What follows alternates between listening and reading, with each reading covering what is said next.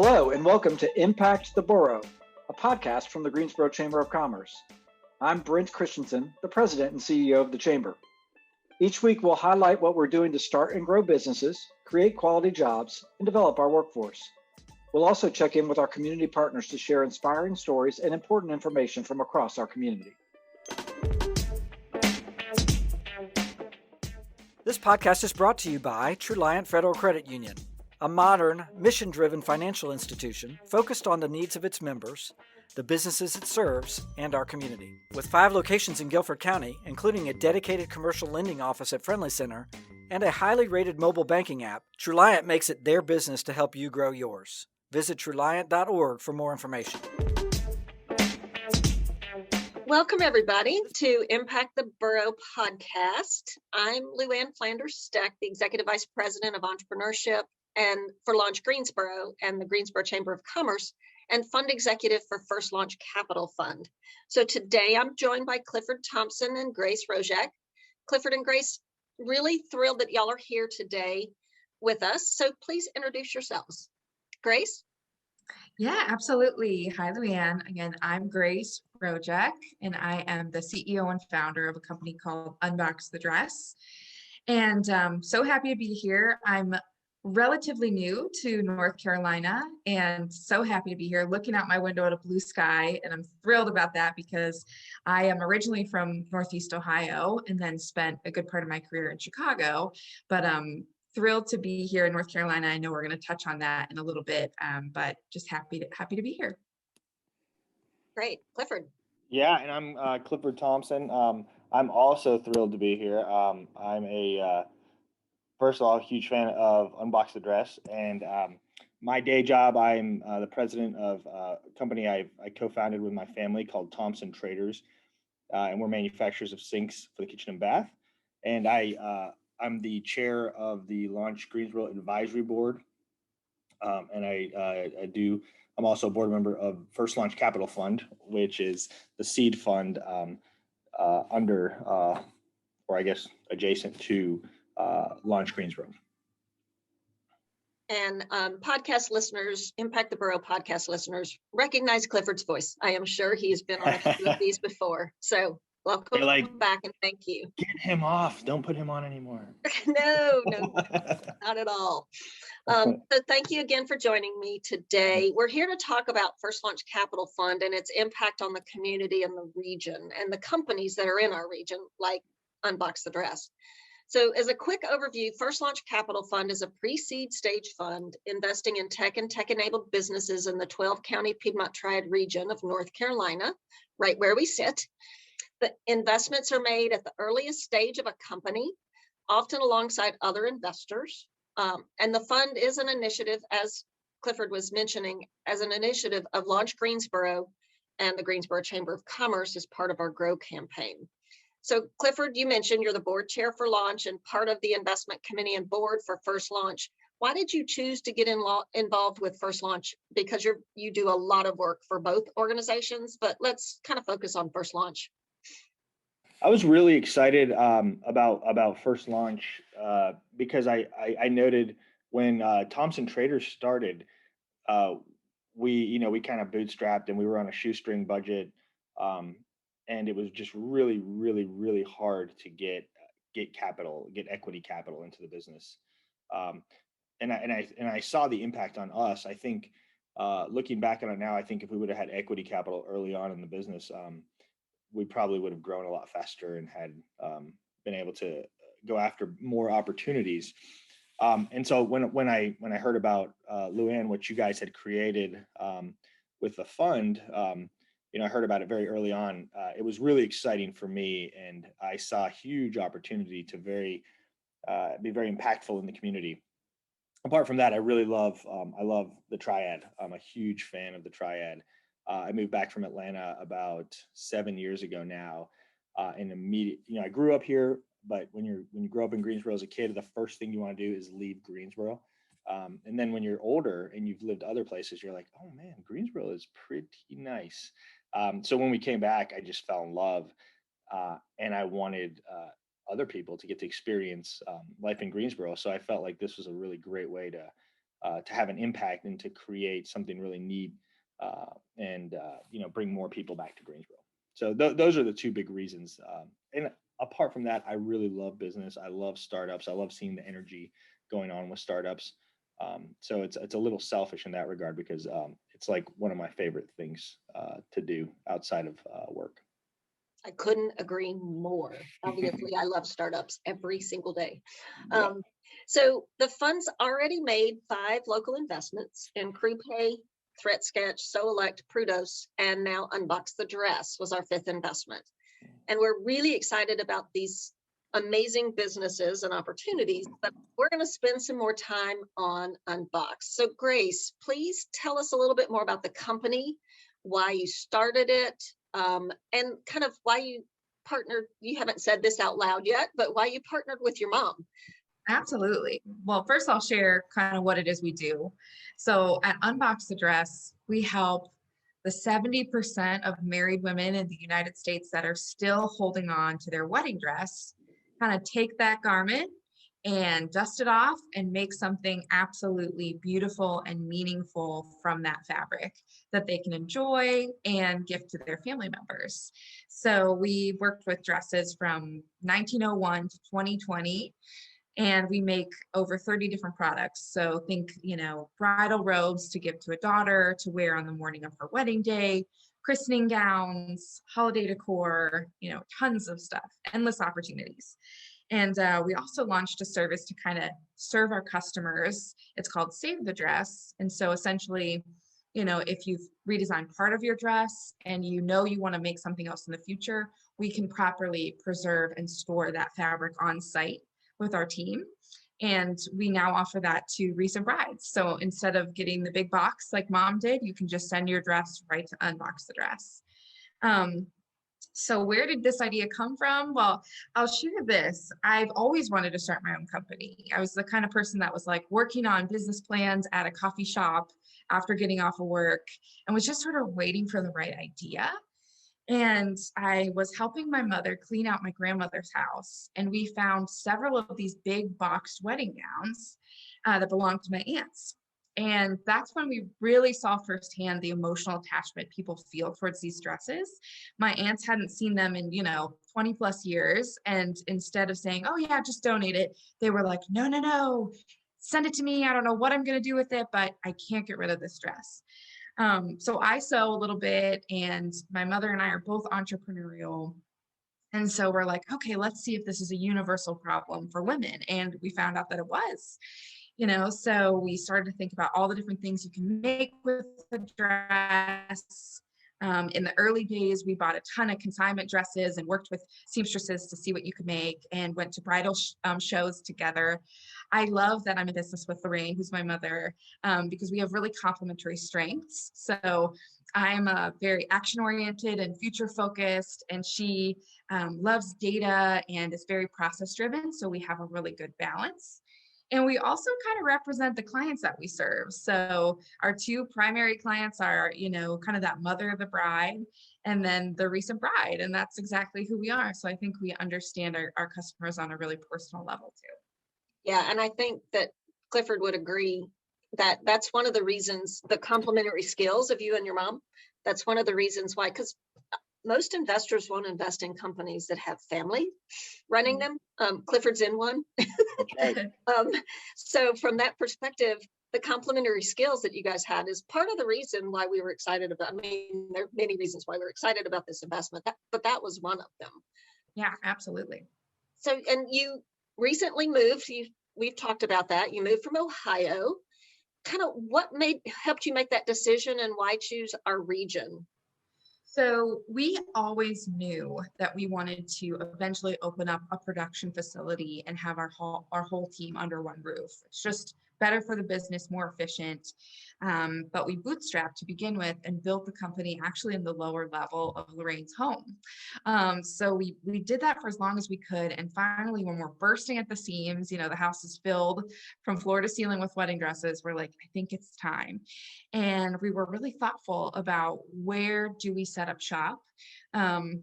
And that really drew us to in general, the Carolinas, because of that history of garment manufacturing and the ability to hire people who still know how to sew. I mean, a lot of areas of the country, nobody knows how to sew a button on a pair of pants.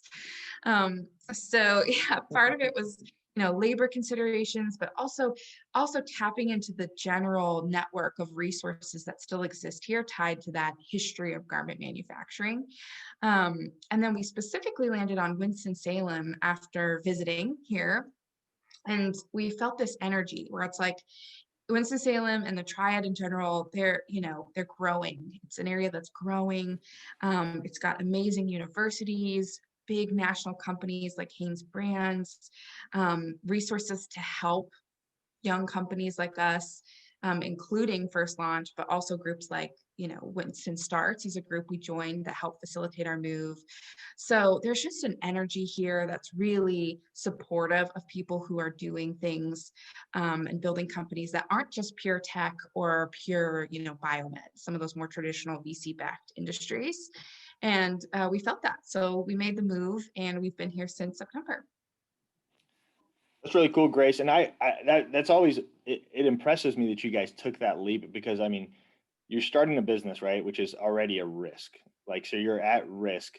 And everybody knows, anyone who's ever started a business knows 100% that your network, your close friends and family are really, I mean, they're everything in the very early days, right? Like they're your mentors, they're your shoulder to cry on. So what's that like? And how would you say to other people who are considering making a move like that, like what do they need to watch out for, and maybe a little bit more about how you did it, and how do you, when you move to this new community, how do you integrate yourself quickly and kind of get that social network in place? Yeah, absolutely. Well, I think it's important, like you said, it's critical from a really early stage of the company to find people who get it, whether it's from a values-based perspective or they just connect personally to the concept of what you're building and they believe in you. And the benefit, or one of the silver linings of the shifts that have happened around COVID, is that you can connect with people virtually. So that's played a role in what we've done. I mean, we did an accelerator program called the Brandery, 100% remotely this past year. But then, there's also something to be said about where you're going to plant roots and if the general community supports what you're doing. And so, it's a balance of being able to, especially when things start to open back up. I can't wait to have, the grand opening party and invite all these people who have been so supportive virtually to meet us in person. But there are resources there. And I think my biggest advice to people starting a company is to, like I said, if people don't get it, don't let that discourage you, because there are people out there who are going to get it and connect what you do, and they will be the people who will help you get there. That's great. That's great advice. Great advice. I agree. Yeah. So tell us a little bit about your growth, because you've been growing kind of like crazy. It's fabulous. And how many people have you hired already in our wonderful region? Yeah, so now we have a team of 10 and we're still hiring kind of skilled, trained seamstresses, and we have a seamster now. And it's been exciting. It's like, we've in the last 12 months have served over 1,000 clients from coast to coast. And again, that goes back to, I think all businesses right now are finding ways to really focus on their digital experience for people who are at home, and providing them that feeling of an in-person consultation, through digital tools. So it's an exciting time to be in e-commerce because people are really open-minded to engaging with customers online, and it's our job to kind of find a way to serve them no matter where they are in the country. That's awesome. And were you surprised how easy it was to find these skilled labor that you needed? I mean, I can't even remember the last time I used a seamstress, so that does seem like a very difficult group to find. Sure. I wouldn't say it was easy, but I wouldn't say it was, too challenging either. And what I love about, our group is that people can come from a variety of different backgrounds. So we have people who aren't classically trained, but have been sewing their whole lives and are Mm, just, so good at what they do. mm, And then we've hired several students from UNCSA who have come out of the cool. theatrical, technical, costume development department. And so at first you're like, okay, how does that relate? But there really are a lot of synergies because you need to kind of bring someone else's design concept to life. Yeah. And they have just amazing technical skills, better than me. I'm kind of Mm. happy I'm not doing the sewing anymore. So we have all different ages, all different backgrounds, and that makes it really fun to come to work. So That's awesome. Yeah. I have a kind of funny personal question. I've always wondered what the most meaningful product that you've developed and sent to someone was. Oh You've helped 1,000 people, right? Over Yeah. 1,000 people Yeah. redesign and get products from their wedding dress. What one stands out? Yeah, wow. So there's definitely a bunch, and I'll first say that that's kind of the magic of what we do, that every dress has a story behind it, and we're helping people extend that story and that legacy of love. So I don't mean to play favorites, but there is one that definitely stands out in my mind.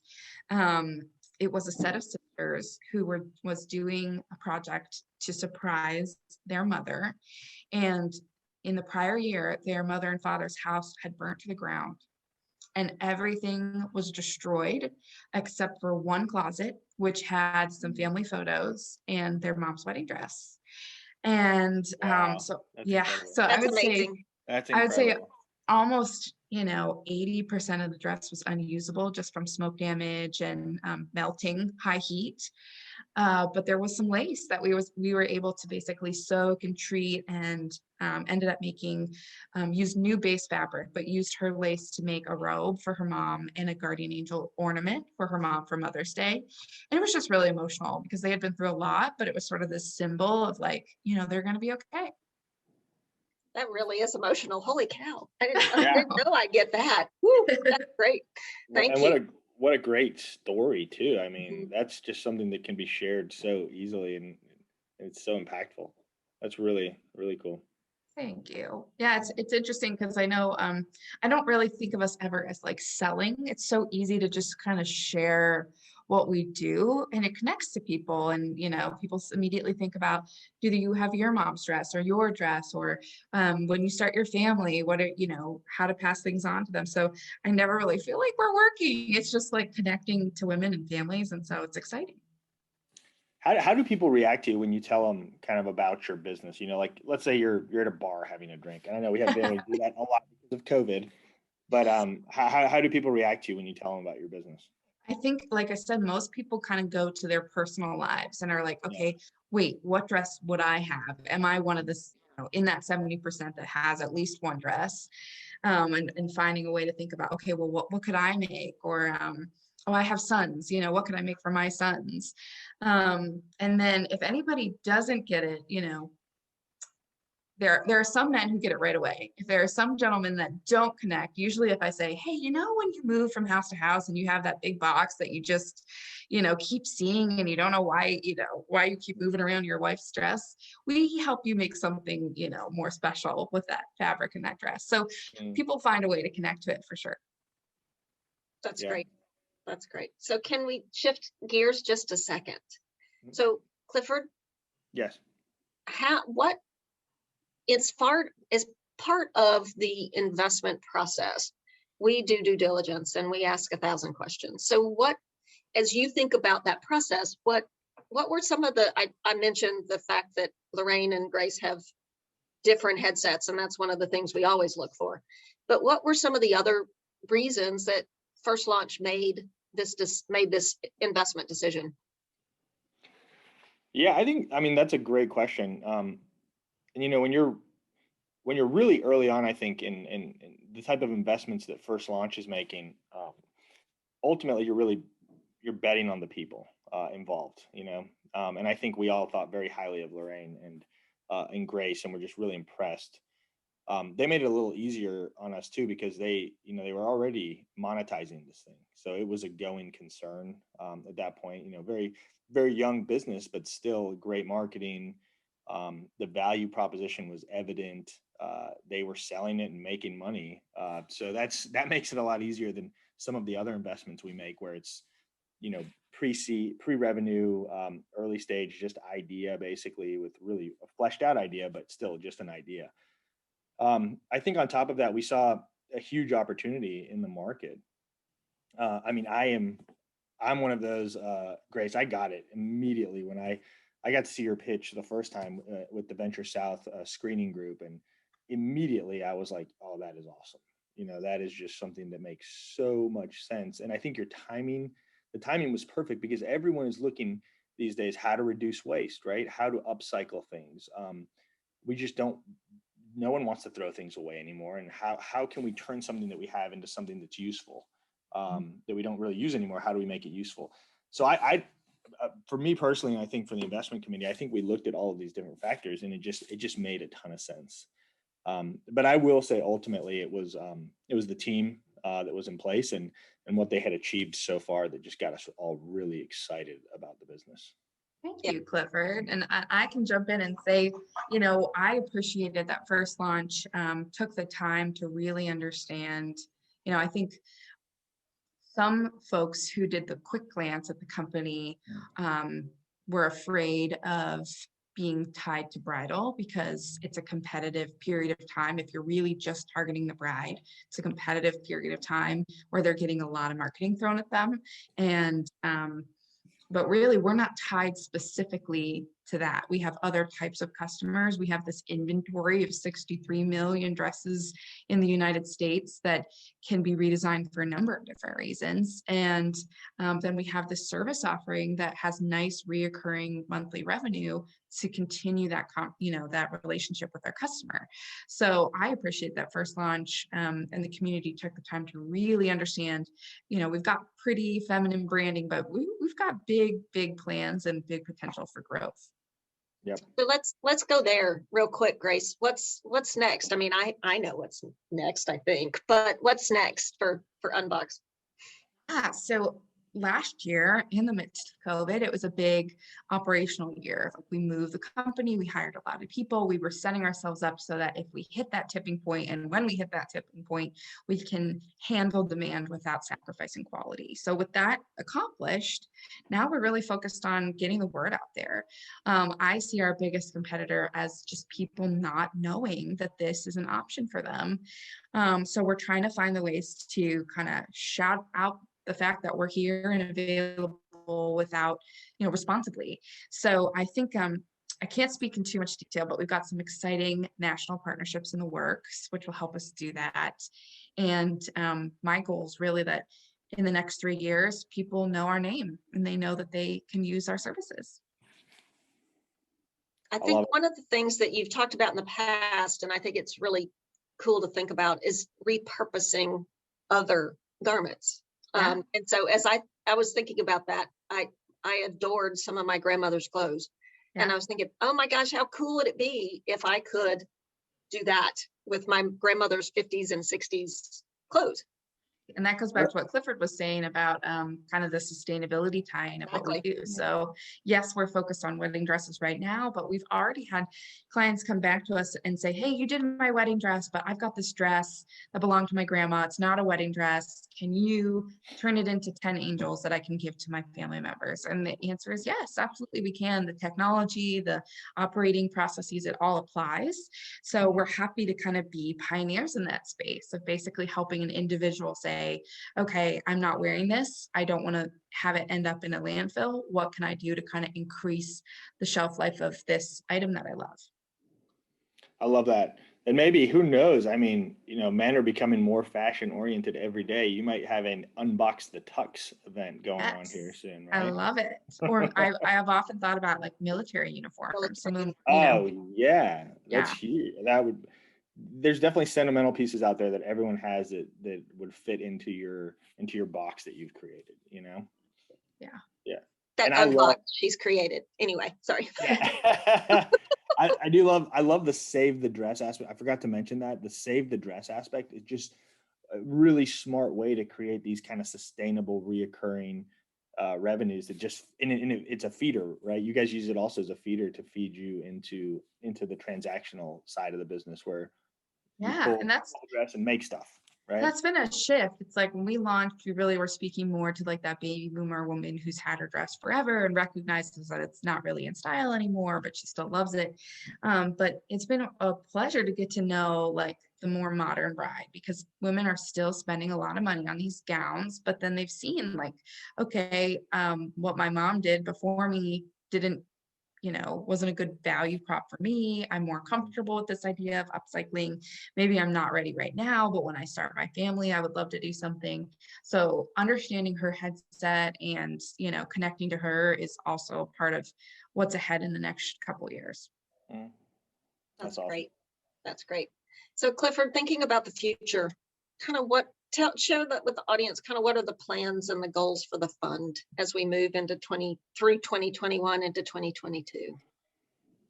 Well, we've made a lot of investments. I think if you look at a fund our size, you can compare us to bigger funds, billion-dollar VC funds, and I think they'll probably do one or two investments a year, and we've made quite a few.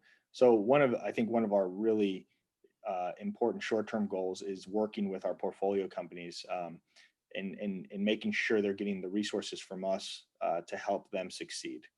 We're always, of course, we're about to close our second round of fundraising.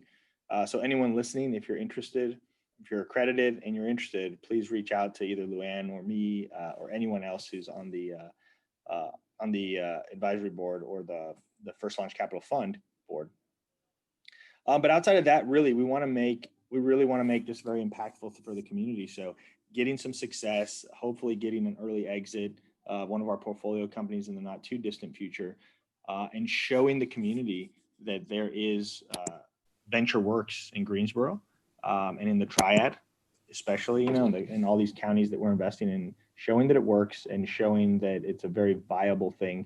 And then we'll probably raise some more money later this year or early next year, and keep growing and keep investing. Great. I don't know, Luann, do you want to add anything to that? No, you said it well. You said it well. It's portfolio management, it's fundraising, and it's execution on new deals.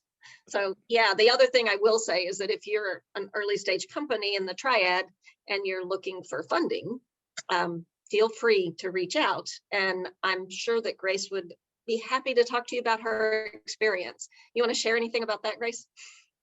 Oh yeah, I'm happy to connect, and I see this as our long-term home, and so we're very invested in the growth of the region. We love to be, that's part of why we picked the Triad in Winston-Salem, is because we wanted to join a community that we felt like was on the up and up.